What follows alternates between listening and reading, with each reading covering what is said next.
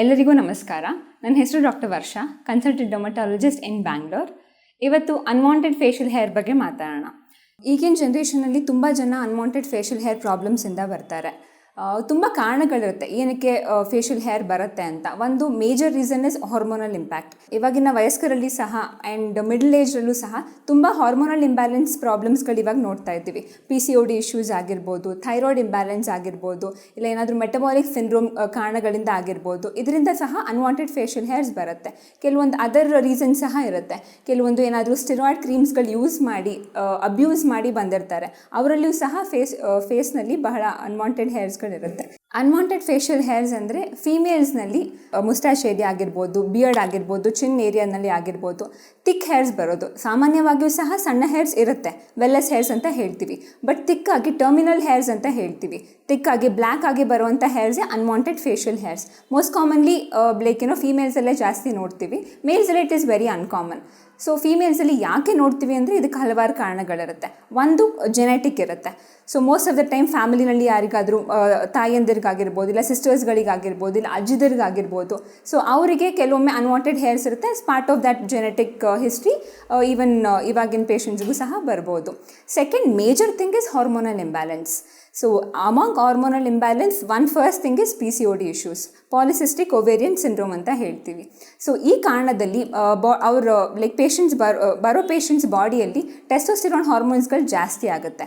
So ಈ ಕಾರಣದಿಂದನೂ ಸಹ ಅವ್ರಿಗೆ ಮೇಲ್ ಪ್ಯಾಟರ್ನ್ಡ್ ಅನ್ವಾಂಟೆಡ್ ಹೇರ್ಸ್ ಬರುತ್ತೆ. PCOD ಬಿಟ್ಟು ಬೇರೆ ಕಾರಣಗಳಿರುತ್ತೆ, ಲೈಕ್ ಥೈರಾಯ್ಡ್ ಇಂಬ್ಯಾಲೆನ್ಸ್ ಆಗಿರ್ಬೋದು, ಕೆಲವೊಬ್ಬರಿಗೆ ಪ್ರೊಲ್ಯಾಕ್ಟಿನ್ ಅನ್ನೋ ಒಂದು ಹಾರ್ಮೋನ್ ಲೆವೆಲ್ ಜಾಸ್ತಿ ಆಗಿರ್ಬೋದು, ಕುಶಿಂಗಾಯ್ಡ್ ಫೀಚರ್ಸ್ ಆಗಿರ್ಬೋದು, ಅಂದರೆ ಬಾಡಿಯಲ್ಲಿ ಸ್ವಲ್ಪ ಕಾರ್ಟಿಸಾಲ್ ಅಥವಾ ಸ್ಟ್ರೆಸ್ ಹಾರ್ಮೋನ್ಸ್ ಜಾಸ್ತಿ ಆದಾಗಲೂ ಸಹ ಆ ಥರ ಅನ್ವಾಂಟೆಡ್ ಫೇಶಿಯಲ್ ಹೇರ್ ಟ್ರಿಗರ್ ಆಗುತ್ತೆ. ಆ್ಯಂಡ್ ದೆನ್ ಕೆಲವೊಬ್ಬರಿಗೆ ಕೆಲವೊಂದು ಹಾರ್ಮೋನಲ್ ಟ್ಯಾಬ್ಲೆಟ್ಸ್ ತೊಗೊಂಡು ಸಲುವಾಗಿ ಆಗಿರ್ಬೋದು, ಇಲ್ಲ ಬೇರೆ ಏನಾದರೂ ಕ್ರೀಮ್ಸ್ ಹಚ್ಚಿ ಸಲುವಾಗಿ ಆಗಿರ್ಬೋದು.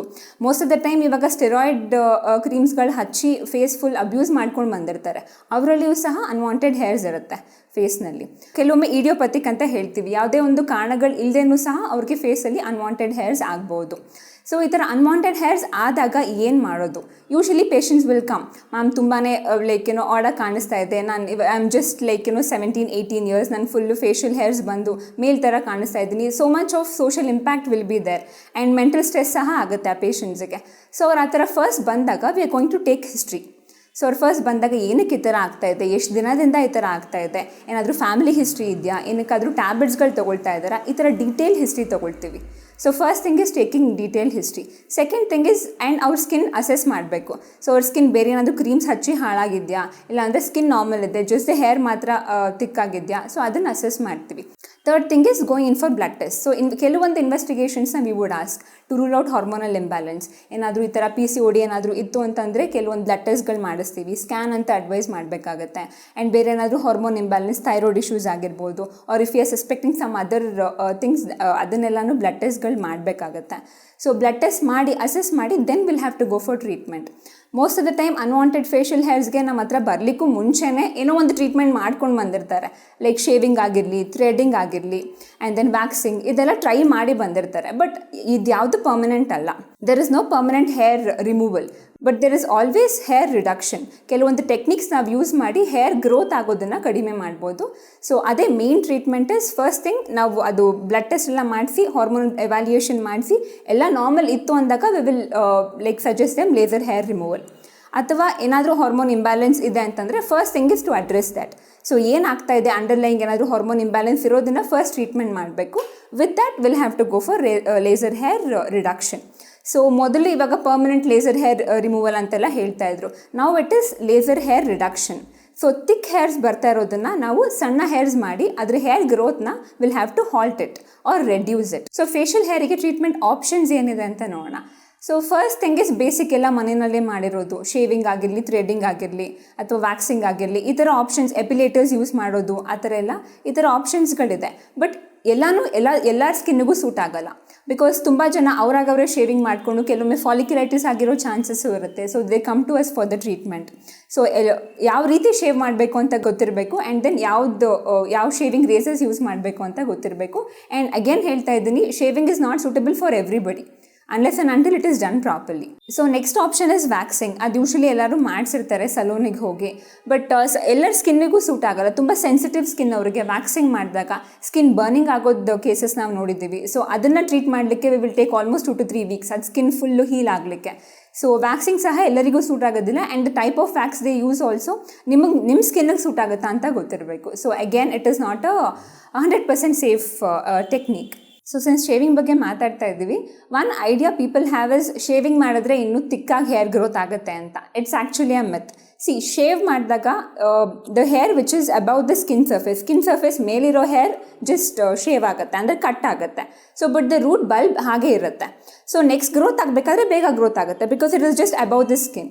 ಬಟ್ ದೆನ್ ವ್ಯಾಕ್ಸಿಂಗ್ ಮಾಡಿದಾಗ ಅವ್ರ ಎಪಿಲೇಟರ್ ಏನಾದರೂ ಯೂಸ್ ಮಾಡಿದಾಗ with the hair bulb remove ಮಾಡ್ತಾರೆ. ಸೊ ಹೇರ್ ಗ್ರೋತ್ ಆಗೋದು ಸ್ವಲ್ಪ ಟೈಮ್ ತೊಗೊಳ್ಬೋದು, ಅಷ್ಟೇ ಡಿಫ್ರೆನ್ಸ್. ಅದು ಬಿಟ್ಟರೆ ಶೇವಿಂಗ್ ಮಾಡಿದ್ರೂ ತಿಕ್ಕಾಗುತ್ತೆ. It is actually a myth.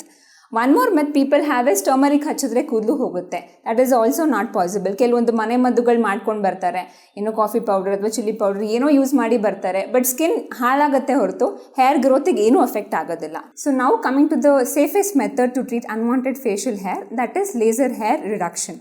So ಮೊದಲು ಒಂಥರ concept it is permanent laser hair removal ಅಂತ. It never was.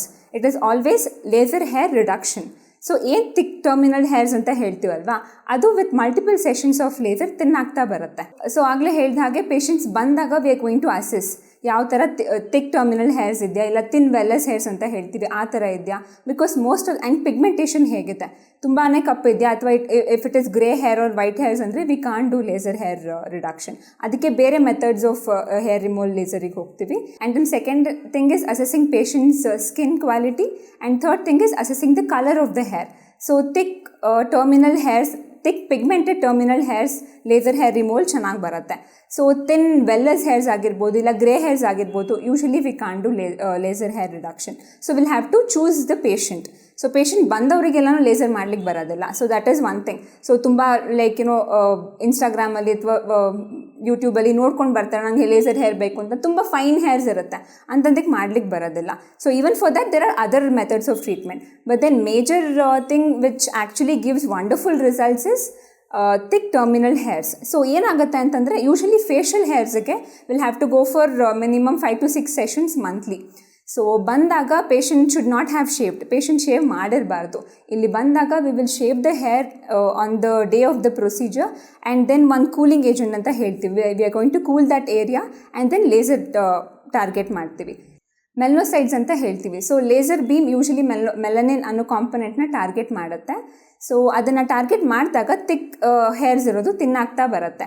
So most of the time ಏನಾಗುತ್ತೆ ಅಂದರೆ ಫಸ್ಟ್ ಸೈಕಲ್ನಲ್ಲೇ you can't expect results. First ಸೈಕಲ್ನಲ್ಲಿ ಏನಾಗುತ್ತೆ ಅಂತಂದರೆ whichever hair is in active growth active phase ಅಂತ ಹೇಳ್ತೀವಿ. ಆ್ಯಕ್ಟಿವ್ ಫೇಸಲ್ಲಿರೋದು ಹ್ಯಾಂಪರ್ ಆಗುತ್ತೆ.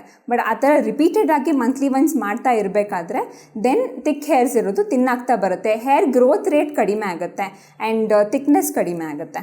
ಪ್ರಿಕಾಷನ್ಸ್ ಏನು ತೊಗೊಳ್ಬೇಕಾಗುತ್ತೆ ಲೇಸರ್ ಹೇರ್ ಮಾಡಲಿಕ್ಕೂ ಮುಂಚೆ ಆ್ಯಂಡ್ ಮಾಡಿ ಆದಮೇಲೆ? ಮೋಸ್ಟ್ ಆಫ್ ದ ಟೈಮ್ ನಾವು ಈ ಆ್ಯಂಟಿ ಏಜಿಂಗ್ ಕ್ರೀಮ್ಸ್ ಆಗಿರ್ಬೋದು, ಕೆಲವೊಂದು ಆ್ಯಕ್ಟಿವ್ ಕ್ರೀಮ್ಸ್ಗಳು ಫೇಸಿಗೆ ಅಪ್ಲೈ ಮಾಡ್ಲಿಕ್ಕೆ ಕೊಟ್ಟಿರ್ತೀವಿ. ಸೊ ಅದನ್ನು 1 day ಪ್ರಯರ್ ಸ್ಟಾಪ್ ಮಾಡಿ ಬನ್ನಿ ಅಂತ ಹೇಳಿರ್ತೀವಿ. ಆ್ಯಂಡ್ ಲೇಸರ್ ಮಾಡಿ ಆದಮೇಲೆ 3 days will have to avoid sun exposure. ಬಿಸಿಲಿಗೆ ಡೈರೆಕ್ಟಾಗಿ ಹೋಗೋದನ್ನು ಅವಾಯ್ಡ್ ಮಾಡಬೇಕಾಗುತ್ತೆ. ಜಸ್ಟ್ ಮಾಯ್ಶ್ಚರೈಸರ್ ಆ್ಯಂಡ್ ಸನ್ಸ್ಕ್ರೀನ್ ಮಾತ್ರ ಯೂಸ್ ಮಾಡಬೇಕಾಗುತ್ತೆ. All those active creams has to be stop for 3 days. So ಸ್ಟ್ರಿಕ್ಟಾಗಿ 3 ಪ್ರಿಕಾಷನ್ಸ್ನ ಫಾಲೋ ಮಾಡ್ತು ಅಂತಂದರೆ definitely they won't have any other side effects. ಇಲ್ಲಾಂದರೆ ತುಂಬ ಕಡೆ ನೋಡಿರ್ತೀವಿ, ಲೈಕ್ ಏನೋ ಲೇಸರ್ ಮಾಡಿ ಎಲ್ಲೋ ಸಲೋನ್ಸಲ್ಲಿ ಲೇಸರ್ ಮಾಡಿ ಫುಲ್ ಸ್ಕಿನ್ ಬರ್ನ್ ಮಾಡಿ ಬಂದಿರ್ತಾರೆ. Because they will not know the mechanism. ಅಲ್ಲಿ ಯಾವುದೋ ಒಂದು ಟೆಕ್ನಿಷಿಯನ್ಸ್ ಆಗಿರ್ಬೋದು ಮಾಡಿರ್ತಾರೆ without even knowledge of how laser works. So ಆ ಥರ ಮಾಡಿದಾಗ ಸ್ಕಿನ್ ಬರ್ನ್ ಆಗೋದು ಆ ಥರ ಎಲ್ಲ ಆಗೋ ಚಾನ್ಸಸ್ ಇರುತ್ತೆ. ಬಿಕಾಸ್ ಪೇಷಂಟ್ಸ್ ಬಂದಾಗ as I told we are going to assess their type of skin and type of hair. So ಅದನ್ನು ನೋಡಿ ಕೆಲವೊಂದು ಪ್ಯಾರಾಮೀಟರ್ ಸೆಟ್ ಮಾಡಿ ಲೇಸರ್ ಮಾಡಬೇಕಾಗತ್ತೆ. ಸೊ ಅದ್ರ ಬಗ್ಗೆ ನಾಲೆಜ್ ಇರೋವಂಥದ್ದು ಮಾತ್ರ ಲೇಸರ್ ಹೇರ್ ರಿಡಕ್ಷನ್ ಮಾಡಬಹುದು. So one more frequently ask question ಅಂದರೆ, is there any relation between diet and unwanted facial hair? Actually, there is no direct relation between diet and unwanted facial hair, but if ಆ ಪೇಷಂಟಿಗೆ ಏನಾದರೂ hormone imbalance ಆಯಿತು because of unwanted diet, ಅದು hormone imbalance ಜಾಸ್ತಿ ಆಯಿತು ಅಂತಂದರೆ ಅದರಿಂದ facial hairs ಜಾಸ್ತಿ ಆಗೋ ಚಾನ್ಸಸ್ ಇರುತ್ತೆ. So most of the time ಅದಕ್ಕೆ ಹೇಳ್ತೀವಿ for all those patients to have one healthy diet, healthy lifestyle and healthy diet. ಅದರಿಂದ ಅವ್ರ ಹಾರ್ಮೋನ್ ಇಂಬ್ಯಾಲೆನ್ಸ್ ಕಂಟ್ರೋಲಿಗೆ ಬಂತು, PCOD ಇಶ್ಯೂಸ್ ಕಂಟ್ರೋಲಿಗೆ ಬಂತು, ಥೈರಾಯ್ಡ್ ಇಶ್ಯೂಸ್ ಕಂಟ್ರೋಲಿಗೆ ಬಂತು ಅಂದರೆ ಅನ್ವಾಂಟೆಡ್ ಫೇಶಿಯಲ್ ಹೇರ್ಸ್ ಇನ್ನೂ ಥಿಕ್ ಆಗುವಂಥದ್ದು ಅವಾಯ್ಡ್ ಮಾಡ್ಬೋದು. So to conclude, unwanted facial hair should not be a major thing. So ಅದಕ್ಕೂ ಸಹ ಟ್ರೀಟ್ಮೆಂಟ್ ಇದೆ ಅನ್ನೋದು ಗೊತ್ತಿರಬೇಕು. ಫಸ್ಟ್ ಥಿಂಗ್ ಇಸ್ ಏನಕ್ಕೆ ಬಂದಿದೆ ಅಂತ ತಿಳ್ಕೊಳ್ಳಿ. So visit your certified dermatologist, ಯಾವ್ದಾದ್ರು ಕ್ವಾಕ್ಸ್ ಹತ್ರ ಆಗಿರ್ಬೋದು ಇಲ್ಲ ಸಲೋನ್ಸಿಗೆ ಆಗಿರ್ಬೋದು. Don't take their help, but instead ನಿಮ್ಮ ಡರ್ಮಟಾಲಜಿಸ್ಟ್ನ ಕನ್ಸಲ್ಟ್ ಮಾಡಿ, ನಿಮ್ಗೆ ಯಾವ ಕಾರಣದಿಂದ ಇದಾಗಿದೆ ಅಂತ ತಿಳ್ಕೊಳ್ಳಿ ಆ್ಯಂಡ್ ಟ್ರೀಟ್ಮೆಂಟ್ ಆಪ್ಷನ್ಸ್ ಡಿಸ್ಕಸ್ ಮಾಡಿ. ಆ್ಯಂಡ್ ದೆನ್ ನಿಮ್ಮ ಪರ್ಟಿಕ್ಯುಲರ್ ಸ್ಕಿನ್ ಟೈಪಿಗೆ, ನಿಮ್ಮ ಪರ್ಟಿಕ್ಯುಲರ್ ಹೇರ್ ಟೈಪಿಗೆ ಅಥವಾ ನಿಮ್ಮ ಪರ್ಟಿಕ್ಯುಲರ್ ಹೆಲ್ದಿ ಲೈಫ್ ಸ್ಟೈಲಿಗೆ ಯಾವ ಥರದ್ದು ಟ್ರೀಟ್ಮೆಂಟ್ ಸೂಟ್ ಆಗುತ್ತೆ ಅಂತ ಅವ್ರ ಹತ್ರನೇ ತಿಳ್ಕೊಂಡು please go head with the treatment. Have A good quality of life.